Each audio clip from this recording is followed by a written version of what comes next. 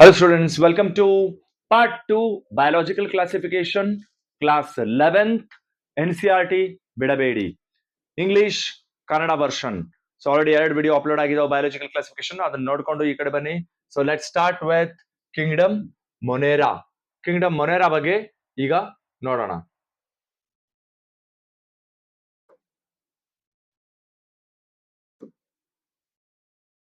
So last class ಅಲ್ಲಿ ನಾವು classification systems ನೋಡಿದ್ವಿ, 5 ಕಿಂಗ್ಡಮ್ ಸಿಸ್ಟಮ್ ನೋಡಿದ್ವಿ. ಹಾಗಾಗಿ ಈಗ ಫಸ್ಟ್ ಕಿಂಗ್ಡಮ್ ಮೊನೆರಾ ನೋಡೋಣ. So first bacteria are the sole members of this kingdom. So ಈ ಕಿಂಗ್ಡಮ್ ಅಲ್ಲಿ ಬರುವಂತವು ಯಾವಿದಾವು? ಬ್ಯಾಕ್ಟೀರಿಯಾಗಳು, ಸಾಮ್ರಾಜ್ಯದ ಏಕೈಕ ಸದಸ್ಯರು ಇವರು. ಸೊ ಇವರು most abundant micro organisms almost found everywhere. They are found. So ಇವರು ಅತ್ಯಂತ ಹೇರಳವಾಗಿ ಕಾಣುವಂತ ಸೂಕ್ಷ್ಮಾಣು ಜೀವಿಗಳು. And hundreds of bacteria present in the handful of soil. ಸ್ವಲ್ಪ ನೀವು ಮಣ್ಣನ್ನು ತಗೊಂಡ್ರೆ ಅದರಲ್ಲಿ ಹಂಡ್ರೆಡ್ಸ್ ಆಫ್ ಬ್ಯಾಕ್ಟೀರಿಯಾ ಕಾಣ್ತಾವ್. They live in extreme habitats.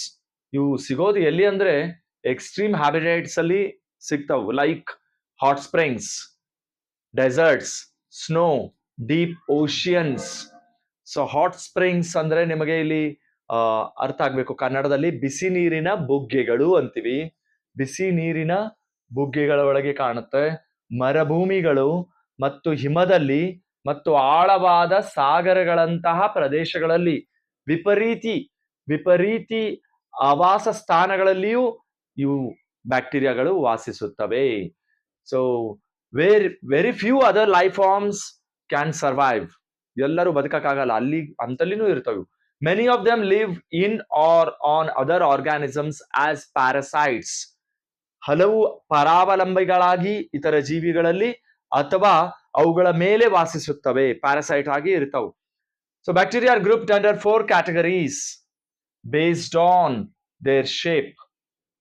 ನಿಮ್ದು ಇಂಪಾರ್ಟೆಂಟ್ ಕ್ವಶನ್ ಇಲ್ಲಿಂದ ಸ್ಟಾರ್ಟ್ ಆಗುತ್ತೆ.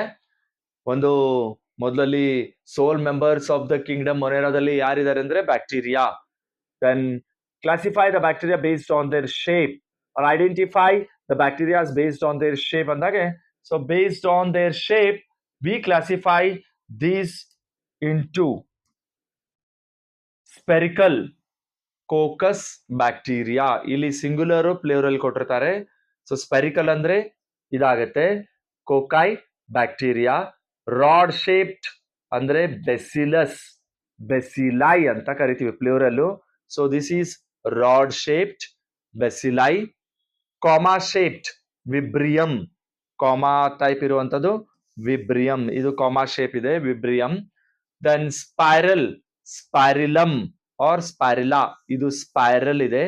ಇದು ಡಯಾಗ್ರಾಮ್ ಬೇಸ್ಡ್ ಕ್ವಶನ್ ಏನಾದ್ರೂ ನಿಮಗೆ ಕೆಸೆಟ್ ನೀಟಲ್ಲಿ ಬಂದ್ರೆ, ಸೊ ಹಿಯರ್ ಸ್ಪೋರ್ ಅಂತ ಕೊಟ್ಟಿದ್ದಾನೆ, ಅದನ್ನ ಕರೆಕ್ಟ್ ಐಡೆಂಟಿಫೈ ಮಾಡಿ.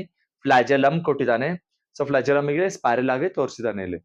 So coming to in Kannada version, you can find the classification of ಬ್ಯಾಕ್ಟೀರಿಯಾಗಳು ಹೇಗಾಗಿದಾವೆ ಅಂದ್ರೆ ಆಕಾರದ ಆಧಾರದ ಮೇಲೆ. ಒಂದು ಗೋಳಾಕಾರದ ಕೋಕಸ್ ಅಂತ ಕರಿತೀವಿ, ರಾಡ್ ಆಕಾರದ ಬೆಸಿಲಸ್ ಅಂತ ಕರಿತೀವಿ, ಅಲ್ಪ ವಿರಾಮ ಆಕಾರದ ವಿಬ್ರಿಯಂ ಅಂತ ಕರಿತೀವಿ, ಮತ್ತೆ ಸುರುಳಿ ಆಕಾರದ ಸ್ಪ್ಯಾರಿಲಮ್ ಅಂತ ಕರಿತೀವಿ. ಇದರಲ್ಲಿ ನಿಮಗೆ ಡಯಾಗ್ರಾಮ್ ಅನ್ನ ನೋಡಿ, ನೀವು ಇದನ್ನೇನಂದ್ರೆ ಥೆರಾಟಿಕಲ್ ಪಾರ್ಟಿಗೆ ನೀವು ಕಲಿತಾ ಇದ್ರೆ 2 ಮಾರ್ಕ್ಸ್ ಕೇಳ್ತಾನೆ. ಲಾಸ್ಟ್ ಟೈಮ್ 2026 ರೀನೀಟ್ ಒಳಗೆ ಇದನ್ನ ಮ್ಯಾಚ್ ದ ಫಾಲೋಯಿಂಗ್ ಒಳಗೆ ಕ್ವಶನ್ ಹಾಕಿದ್ದಾನೆ. 2026 ಅಲ್ಲಿ ಈ ಕ್ವಶನ್ ಮ್ಯಾಚ್ ದ ಫಾಲೋಯಿಂಗ್ ಬಂದಿದೆ. Next, though the bacterial structure is very simple, their behaviour is complex. So bacterial structure simple ಆಗಿದ್ರೆ ಬಿಹೇವಿಯರ್ ಹೇಗಿದೆ? ಕಾಂಪ್ಲೆಕ್ಸ್ ಆಗಿದೆ. ನೋಡ್ಲಿಕ್ಕೆ ಸಿಂಪಲ್ ಆಗಿದಾವ್, ಬಟ್ ಅದ್ರ ವರ್ತನೆ ಕಾಂಪ್ಲೆಕ್ಸ್ ಆಗಿದೆ, ನಡವಳಿಕೆ ಬಹಳ ಸಂಕೀರ್ಣವಾಗಿದೆ. Compare to many other organisms, ಬೇರೆ ಬೇರೆ ಆರ್ಗಾನಿಸಮ್ಸ್ ಅನ್ನು ನೀವು ಕಂಪೇರ್ ಮಾಡಿದ್ರೆ ಇಲ್ಲಿ ಬರೋ ಜೀವಿಗಳು, here the organism show most extensive metabolic diversity ಸಿಕ್ಕಾಪಡಿ ಎಕ್ಸ್ಟೆನ್ಸಿವ್ ಇದೆ ಇಲ್ಲಿ. ಹಾಗಾಗಿ ಈ ಗುಂಪಿನಲ್ಲಿ ಬರುವಂತ ವ್ಯಾಪಕವಾದ ಚಯಾಪಚಯ ವೈವಿಧ್ಯತೆಯನ್ನ ತೋರಿಸುತ್ತದೆ. ಚಯಾಪಚಯ metabolism. Some of the bacteria are autotrophic. ಕೆಲವೊಂದು ಆಟೋಟ್ರೋಫಿಕ್ ಇದ್ರೆ they can prepare their own food from inorganic substances. ಅವ್ರಿಗೇನಂತೀವಿ ನಾವು ಆಟೋಟ್ರೋಫಿಕ್ ಅಂತೀವಿ. Some are photosynthetic autotrophic. Some are chemosynthetic autotrophic. ಎರಡು ಟೈಪ್ ಬರ್ತಾವ ಆಟೋಟ್ರೋಫಿಕ್ ಅಲ್ಲಿ. ಫೋಟೋಸಿಂಥೆಟಿಕ್ ಸನ್ಲೈಟ್ ಉಪಯೋಗ ಮಾಡಿಕೊಂಡು, ಕೀಮೋಸಿಂಥೆಟಿಕ್ ಕೆಮಿಕಲ್ಸ್ ಉಪಯೋಗ ಮಾಡಿಕೊಂಡು. ವಾಸ್ಟ್ ಮೆಜಾರಿಟಿ ಯಾರಿದ್ದಾರೆ ಇಲ್ಲಿ? ಹಿಟ್ರೋಟ್ರೋಫ್ಸ್ ಇದಾವೆ ಇಲ್ಲಿ. ಅತಿ ಹೆಚ್ಚು ಏನು ಕಾಣುತ್ತೆ? ಹಿಟ್ರೋಟ್ರೋಫಿಕ್ ಆರ್ಗಾನಿಸಮ್ಸ್. ಹಿಟ್ರೋಟ್ರೋಫ್ ಅಂದ್ರೆ they depend upon other organisms, dead organic matter for food. So ಇಲ್ಲಿ ಬರುವಂತ ಬ್ಯಾಕ್ಟೀರಿಯಾಗಳು ದ್ವಿತೀಯ ಸಂಶ್ಲೇಷಕ ಆಟೋಟ್ರೋಫಿಕ್ ಇರಬಹುದು ಅಥವಾ ಕೀಮೋಸಿಂಥೆಟಿಕ್ ಆಟೋಟ್ರೋಫಿಕ್ ಇರಬಹುದು. ಬಹುಪಾಲು ಜಾಸ್ತಿ ಏನಿದಾವೆ ಇಲ್ಲಿ? ಹಿಟ್ರೋಟ್ರೋಫಿಕ್ ಗಳಾಗಿವೆ. ಯಾವುದ್ರ ಮೇಲೆ? ಸತ್ತ ಸಾವಯವ ಪದಾರ್ಥಗಳ ಮೇಲೆ, ಇತರ ಜೀವಿಗಳ ಮೇಲೆ ಅವಲಂಬನೆ ಆಗಿರ್ತಾವೆ ಇಲ್ಲಿ. Next we come to a group called as Archaebacteria. Archaebacteria are commonly called as ancient bacteria. ಇವ್ರಿಗೆ ಯಾಕೆ ancient bacteria ಅಂತೀವಿ ಅಂದ್ರೆ, ಇವು ಇರೋ ಜಾಗ ನೋಡಿದ್ರೆ these are special ಇದಾವು. live in some of the most harsh habitat. harsh habitat ಅಂದ್ರೆ ಏನು? extreme salty area, halophils. hot springs ಅಲ್ಲಿ thermoacidophils. marshy areas, methanogens. so these are present in extreme ಅಂತಾರೆ ಇದಕ್ಕೆ. ಅತಿ ಹೆಚ್ಚು ಸಾಲ್ಟ್ ಇರೋದು ಮತ್ತೆ ನೀರಿನ ಬುಗ್ಗೆಗಳೊಳಗೆ, ಮತ್ತು ಮಾರ್ಷಿ ಏರಿಯಾಸ್ ಅಂದ್ರೆ ಚೌಗು ಪ್ರದೇಶಗಳು ಅಂತ ಕರಿತೀವಿ ನಾವು. ಸೊ ಇದು ಈ ತರ ಇಲ್ಲಿ ಇದ್ದಿದ್ದಕ್ಕೇನೆ ಇದಕ್ಕೆ ಆರ್ಕಿಬ್ಯಾಕ್ಟೀರಿಯಾ ಅಂತ ಕರಿತೀವಿ. ಇದು ವಿಭಿನ್ನವಾಗಿದಾವೆ ಇವು. ದೀಸ್ ಆರ್ ದ ಸ್ಪೆಷಲ್, ವಿಶೇಷವಾಗಿದಾವು. ಆರ್ಕಿಬ್ಯಾಕ್ಟೀರಿಯಾಗೆ ಏನ್ ಸ್ಪೆಷಲ್ ಇದೆ ಅಂದ್ರೆ ವಿಭಿನ್ನ ಕೋಶ ಗೋಡೆಯ ರಚನೆ ಇದೆ. They have special cell, different cell wall structure. So they can survive in extreme environmental conditions. Then methanogen ಬಗ್ಗೆ ಇಲ್ಲಿ ಕೊಟ್ಟಿದ್ದಾನೆ. ಸೊ ಒಂದೇ ಒಂದು ಎಕ್ಸ್ಪ್ಲೇನ್ ಮಾಡಿದ್ದಾರೆ ಇಲ್ಲಿ. Methanogens are present in the gut of the several ruminant animals. Ruminant animals are this one. So ಯಾವ ಜೀವಿಗಳು ಮೇವನ್ನ ತಿಂತಾ ಇರ್ತಾವಲ್ಲ ಅವ್ರಿಗೆಲ್ಲ ರುಮಿನೆಂಟ್ಸ್ ಅಂತ ಹೇಳ್ತೇವೆ. ಮೆಲಕ್ ಹಾಕ್ತಾ ಇರ್ತಾವಲ್ಲ ಅವ್ರಿಗೆ ರುಮಿನೆಂಟ್ಸ್. ಲೈಕ್ ಹಸುಗಳು, ಎಮ್ಮೆಗಳು, ಇವ್ರಿಗೆಲ್ಲ ruminants animals anta karitivi ನಾವು. They are present in ruminant animals such as cows, buffaloes, and they are responsible for the production of methane gas. ಈ methane gas ಗೆ ನಾವು biogas ಅಂತ ಕರಿತೀವಿ. ಸೊ ಸಗಣಿಯಿಂದ ತಯಾರಾಗುತ್ತೆ from the dung of these animals. So one of the example here is methanococcus.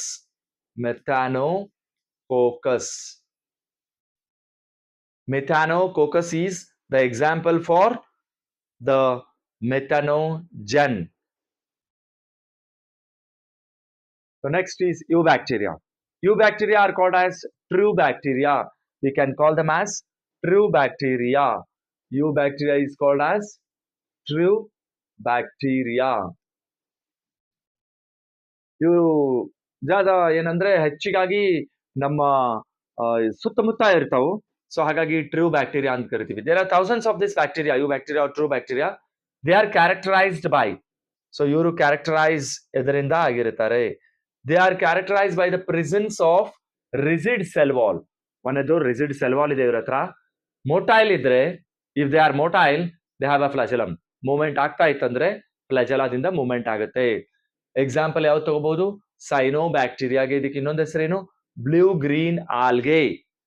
ಅವ್ರ ಹತ್ರ chlorophyll A ಇದೆ, exactly similar to green plants. ಹಾಗಾಗಿ these are photosynthetic autotrophs. So we have cyanobacteria which is called as blue green algae. Chlorophyll A ಇದೆ. Chlorophyll A exactly higher plants ತರ ಇದೆ. So ಹಾಗಾಗಿ ಇದಕ್ಕೆ photosynthetic autotrophs ಅಂತ ಕರಿತೀವಿ ನಾವು. ಇವು ಬ್ಯಾಕ್ಟೀರಿಯಾಗಳು, ವಿಭಿನ್ನ ಬ್ಯಾಕ್ಟೀರಿಯಾಗಳು, ನಿಜವಾದ ಬ್ಯಾಕ್ಟೀರಿಯಾಗಳು ಅಂತೀವಿ.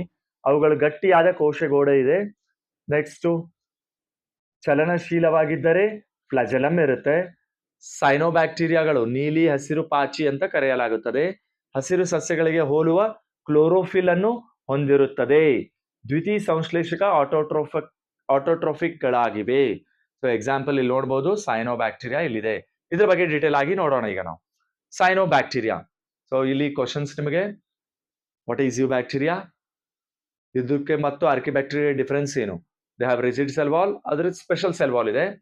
ಅಂಡ್ ಮೋಟೈಲ್ ಇದ್ರೆ ಇಲ್ಲಿ ಫ್ಲಾಜೆಲಾ ಇರುತ್ತೆ, ಅಲ್ಲಿ ಇಲ್ಲ. ಮತ್ತು ಸೈನೋಬ್ಯಾಕ್ಟೀರಿಯಾಗೆ ಏನಂತಾರೆ? Blue green algae. ಇದ್ರ ಹತ್ರ ಇರೋದು chlorophyll A, like similar to higher plants. So they are called as photosynthetic autotrophs. So cyanobacteria ಬರೋಣ.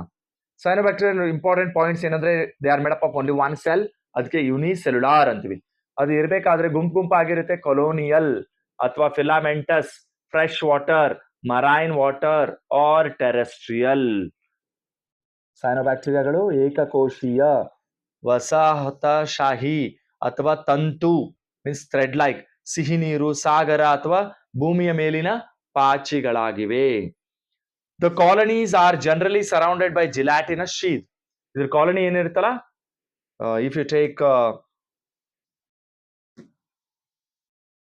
colonies, is cyanobacteria ಅನ್ಕೊಡ್ರಿ.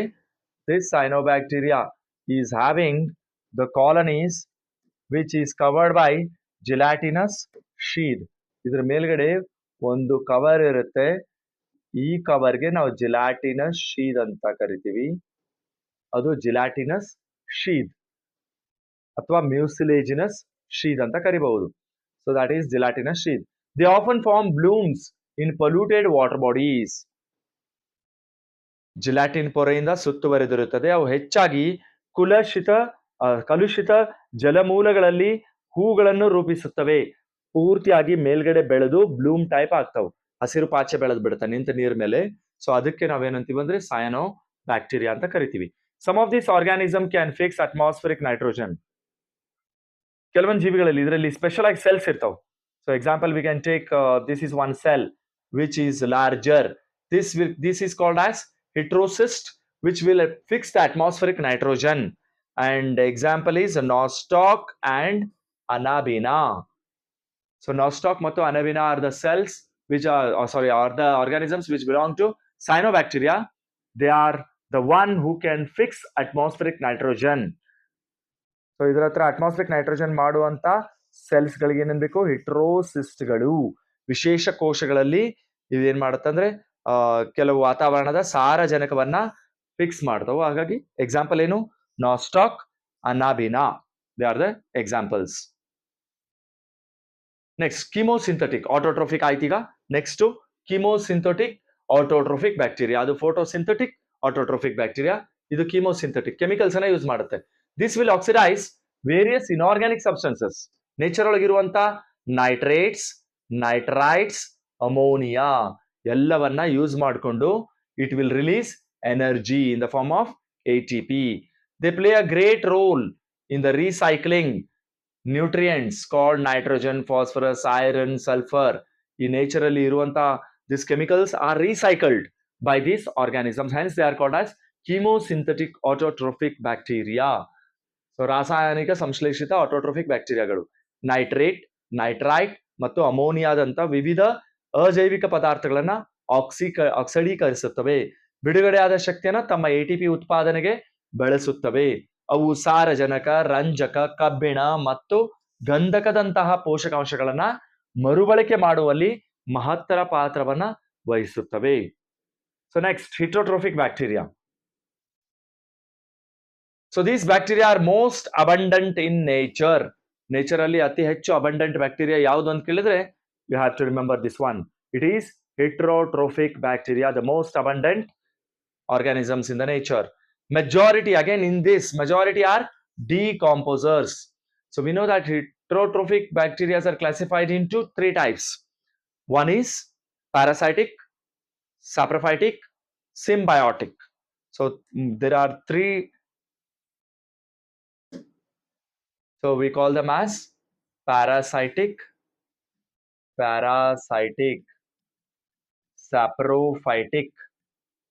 saprophytic, and the last one is symbiotic. So heterotrophic bacteria are of 3 types: parasitic, saprophytic, symbiotic. And we know when you take the nutrition and see autotrophic, heterotrophic is most abundant in the nature. ಅದರೊಳಗೆ ಅತಿ ಹೆಚ್ಚು ಯಾವುದು ಮತ್ತೆ decomposers. So decomposers are saprophytic. Saprophytic organisms are also called as decomposers, and these are the one which depend upon dead organic matter. Most of them have significant impact on human affairs. ಮನುಷ್ಯನ ಜೀವನದ ಮೇಲೆ ಏನದ ಪ್ರಭಾವವನ್ನ ಬೀರುವಾಗಿದವು. ಅವುಗಳಲ್ಲಿ ಹಲವು ಮಾನವ ವ್ಯವಹಾರಗಳಿಗೆ ಮೇಲೆ ಗಮನಾರ್ಹ ಪರಿಣಾಮವನ್ನ ಬೀರುತ್ತವೆ. ಹಾಲಿನಿಂದ ಮೊಸರು ತಯಾರಿಸಲು, conversion of helpful in making curd from milk. ಯಾವ ಬ್ಯಾಕ್ಟೀರಿಯಾ ಯೂಸ್ ಮಾಡ್ತೀವಲ್ಲಿ? ಈ ಕೊಲೈ ಬ್ಯಾಕ್ಟೀರಿಯಾ, ಲ್ಯಾಕ್ಟೋಬೆಸಿಲಾ ಅಂತ ಕಲ್ತಿರ್ತೀರಿ ನೀವು. ಆಂಟಿಬಯೋಟಿಕ್ ಅನ್ನ ತಯಾರು ಮಾಡೋದು, ಹಾಗೆ ನೈಟ್ರೋಜನ್ ಅನ್ನ ಫಿಕ್ಸ್ ಮಾಡೋದು. Nitrogen fixation in legume. ನೀವು 10th ಸ್ಟ್ಯಾಂಡರ್ಡ್ ಅಲ್ಲಿ ರೈಸೋಬಿಯಂ ಬ್ಯಾಕ್ಟೀರಿಯಾ ಅಂತ ಕಲ್ತಿರ್ತೀರಿ. Rhizobium. This bacteria lives with the roots of leguminous plants. Some are pathogens causing damage.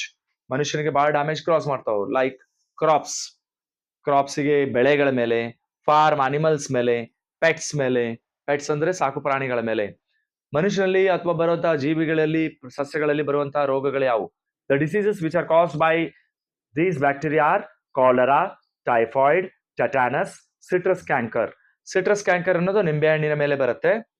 ಇವೆಲ್ಲ cholera is caused by Vibrio cholerae, typhoid is caused by Salmonella typhi, and tetanus is caused by Clostridium tetani. So these are well known diseases of bacteria. So ಹಾಗೆ cholera, typhoid, tetanus, citrus ಕ್ಯಾಂಕರ್ಗಳು ಈ ತರ ವಿಭಿನ್ನ ಬ್ಯಾಕ್ಟೀರಿಯಾಗಳು ರೋಗಗಳನ್ನ ಬರೆಸುತ್ತವೆ. Reproduction. ಇವು ಬ್ಯಾಕ್ಟೀರಿಯಾದ ಬಗ್ಗೆ. Reproduction ಬಗ್ಗೆ ಬಂದ್ರೆ, bacteria reproduce mainly by fission. Fission ಇಂದ ರೀಪ್ರೊಡಕ್ಷನ್ ಆಗುತ್ತೆ. ಬ್ರೆಕ್ ಆಗಿ ಒಂದು ಬ್ಯಾಕ್ಟೀರಿಯಾ ಇದ್ದಿದ್ದು ಈ ರೀತಿ ಏನ್ ಮಾಡುತ್ತೆ ಅಂದ್ರೆ ಎರಡು ಬ್ಯಾಕ್ಟೀರಿಯಾ ಆಗಿ ಡಿವೈಡ್ ಆಗಿ ಹೋಗುತ್ತಲ್ಲ, ಇದಕ್ಕೆ ಏನಂತೀವಿ ನಾವು? ಫಿಷನ್ ಅಂತ ಹೇಳ್ತೀವಿ. So some times unfavourable. ಈಗ ಮನವನ್ನ ಇಟ್ಕೋಬೇಕು. You have to remember this point. During unfavourable conditions they produce spores. Spores ಅಂತ ನಿಮ್ಗೆ ಒಂದು ಡಯಾಗ್ರಾಮ್ ಅಲ್ಲಿ ನೋಡಿದ್ರಿ. Bacilli bacteria producing spores. So they produce spores during unfavourable condition. Then they also reproduce by a sort of sexual reproduction. There is sexual reproduction also. Primitive type ಅಂತ ಕರಿತೀವಿ ನಾವು. Primitive type ಅಂದ್ರೆ DNA will transfer from one bacteria to other bacteria. So just transfer of bacteria from one bacteria to other bacteria is a primitive type of sexual reproduction. There is no male, female ಅಂತ ಇರಲ್ಲ ಇಲ್ಲಿ. So ಈ ಕಡೆ bacteria ಬಗ್ಗೆ ನೋಡ್ರಿ.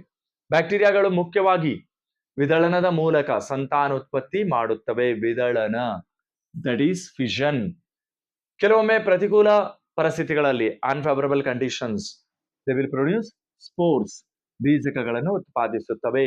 ಒಂದು ಬ್ಯಾಕ್ಟೀರಿಯಂನಿಂದ ಇನ್ನೊಂದಕ್ಕೆ ಪ್ರಾಚೀನ ರೀತಿಯ ಡಿಎನ್ಎ ವರ್ಗಾವಣೆ. ಪ್ರಾಚೀನ means primitive type DNA is transferred. ಅವು ಒಂದು ರೀತಿಯ ಲೈಂಗಿಕ ಸಂತಾನೋತ್ಪತ್ತಿ ಮೂಲಕ ಸಂತಾನೋತ್ಪತ್ತಿ ಮಾಡುತ್ತವೆ.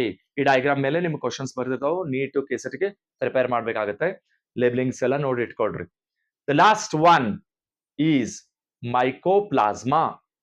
Mycoplasma is the organisms which are completely lacking a cell wall. Cell wall irala idke, but they are kept under kingdom Monera because they are prokaryotic. They are the smallest living cells known. They can survive without oxygen. Smallest cell idu yaudanta kelidre you have to tell mycoplasma. Smallest living cell and survive without oxygen. Oxygen bekagala adike. And they are pathogenic in animals and plants. 4 points ಅನ್ನು ನೆನಪಿಟ್ಕೋಬೇಕು. Mycoplasma completely lacks cell wall. Mycoplasma smallest living cell. Then Mycoplasma survive without oxygen. Mycoplasma are pathogenic in plants as well as animals. ಮೈಕೋಪ್ಲಾಸ್ಮಾಗಳು ಜೀವಕೋಶದ ಗೋಡೆಯನ್ನು ಸಂಪೂರ್ಣವಾಗಿ ಹೊಂದಿರುವ ಜೀವಿಗಳಾಗಿವೆ. So ಅತ್ಯಂತ ಚಿಕ್ಕ ಜೀವಂತ ಕೋಶಗಳಾಗಿವೆ. ಆಮ್ಲಜನಕವಿಲ್ಲದ ಬದುಕಬಲ್ಲವು. ಪ್ರಾಣಿಗಳು ಮತ್ತು ಸಸ್ಯಗಳಲ್ಲಿ ಅನೇಕ ಮೈಕೋಪ್ಲಾಸ್ಮಾಗಳು ಏನ್ ಮಾಡ್ತಾವ ಅಂದ್ರೆ ರೋಗಕರಗಳಾಗಿವೆ, ರೋಗವನ್ನ ಬರೆಸ್ತಾವ. So this was about kingdom Monera. Hope I think we discussed about, you understood whatever we discuss, like archaebacteria, ಯು ಬ್ಯಾಕ್ಟೀರಿಯಾದಲ್ಲಿ ಸೈನೋಬ್ಯಾಕ್ಟೀರಿಯಾ ಬಗ್ಗೆ ಕಲ್ತಿದ್ವಿ ನಾವು. ನೆಕ್ಸ್ಟ್ ಅದರಲ್ಲೇ ಫೋಟೋಸಿಂಥೆಟಿಕ್, ಕೀಮೋಸಿಂಥೆಟಿಕ್ ಮತ್ತೆ heterotrophic bacteria. Then last one is ಅದರದ್ದು ರಿಪ್ರೊಡಕ್ಷನ್ ಕಲ್ತು mycoplasma ಬಗ್ಗೆ ಅಧ್ಯಯನ ಮಾಡಿದ್ವಿ. We will see you in the next video. If you have any doubts about this, please comment in the comment box, like it and share to others. And please prepare for the NEET and KCET important highlighted points जो exam में हमेशा आ जाता. So you should remember this, that these are very important points which we have mentioned, repeated. See the video repeatedly so that it will be perfect in your mind. See you in the next video. Thank you.